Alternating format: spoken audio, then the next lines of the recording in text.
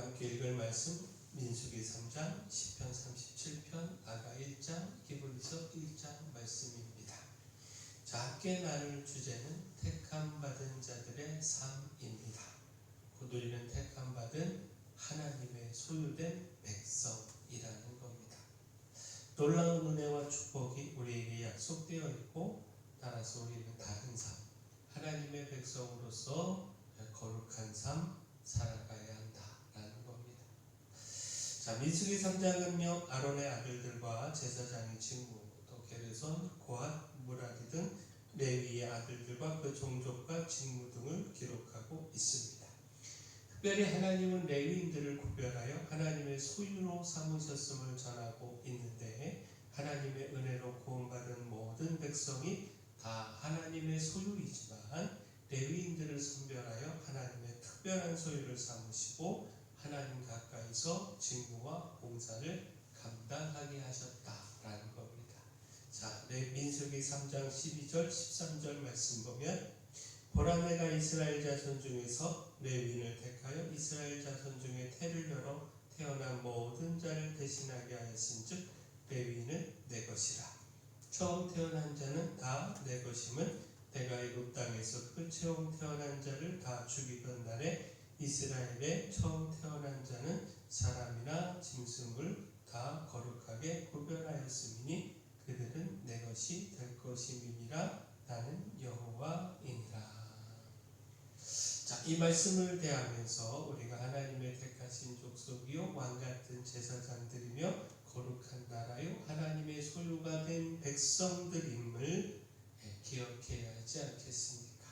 이를 통해 우리의 삶은 많은 부분에서 달라져야 한다는 것, 이거 깨달아야 하지 않느냐라는 겁니다. 곧 우리가 하나님의 소유니까 우리가 가진 모든 것도 하나님의 것이고, 또 하나님께 드리는 것, 이것 결코 아까워할 수 없습니다. 하나님을 섬기는 일에 하나님께서 우리를 사용하기를 원하시니 결코 불평하거나 거절하지 말고 말씀에 순종하여 기쁨으로 섬겨야 합니다. 무엇보다 구별된 하나님의 특별한 소유로 거룩함에 힘써야 합니다. 자, 따라서 또한 기억할 것이요, 택함받은 자들을 향한 사랑입니다. 하나님께서 사랑으로 우리를 아무 조건 없이 선택하셨고 기뻐하셨다라는 겁니다. 아가 1장 5절 말씀 보면, 예루살렘 딸들아, 내가 비록 검으나 아름다우니 계달의 장막 같을지라도 솔로몬의 휘장과도 같구나. 자, 술람미 여인의 고백으로 자신의 검은 피부에도 자신을 아름답게 바라보는 솔로몬 왕으로 인하여 기뻐하는 고백입니다. 그 힘겨운 포도원 일로 인하여 햇볕의 얼굴이 검게 그을렸는데 그 모습조차도 사랑으로 아름답게 보았다라는 겁니다. 또한 힘겹게 일해야 하는 평범한 농가의 딸이었습니다. 부잣집이나 권세가의 규수가 아니었습니다. 그럼에도 솔로몬 왕은 이 여인을 사랑했다라는 겁니다. 화려한 조건 때문에 이 여인을 사랑한 것이 아니었다라는 겁니다.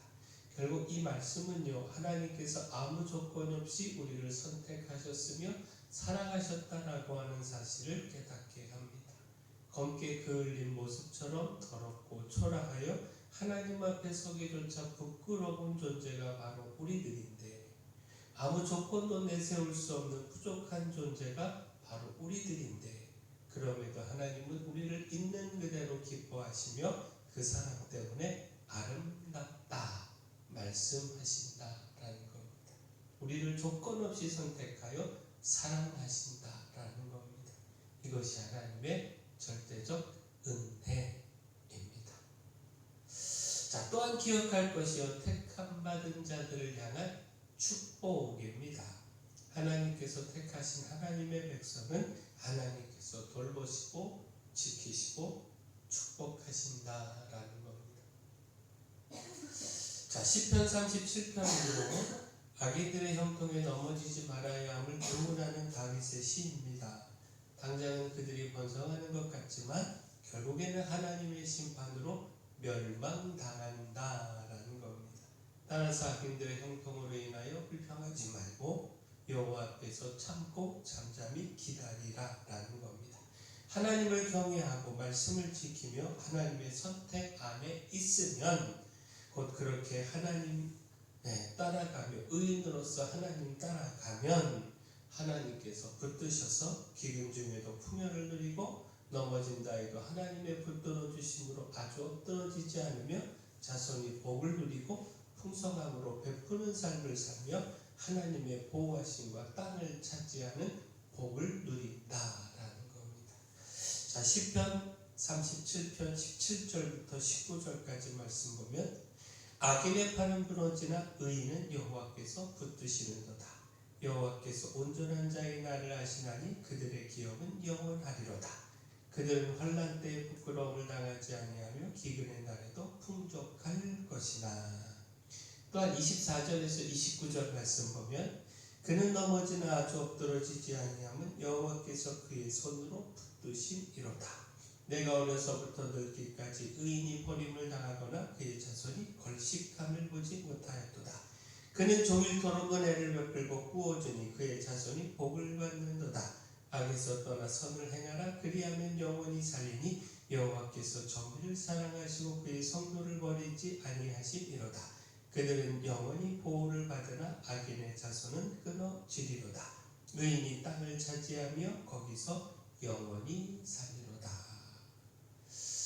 자, 하나님께서 그 택하신 하나님의 백성은 하나님께서 지키시고 돌보시고 축복하십니다.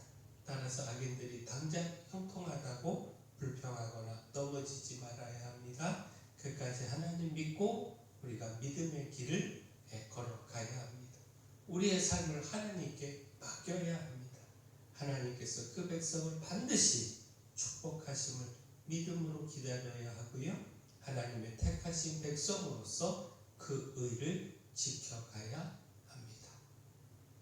자, 마지막 기억할 것, 택함받은 자들이 누릴 영광입니다.